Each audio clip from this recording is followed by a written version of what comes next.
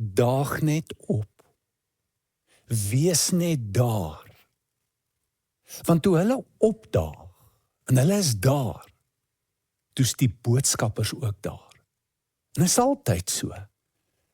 Ek meen, dink aan daai eerste dag, met die aanbreek van Pinkster, toe daar 120 by mekaar was. Ek wonder hoe voel die ander ouens wat nie daar was nie.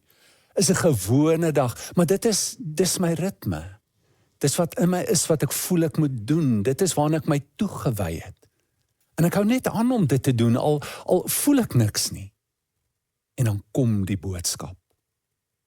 En die boodskap gaan altyd gepaard met goeie tyding, wat heling bevorder, wat jou lewe gee. En dit is nie net informasie wat oorgedra word nie. Inteendeel, daar word 'n uitdagende vraag gestel aan hierdie vroue. Waarom soek julle die lewende by die dooies?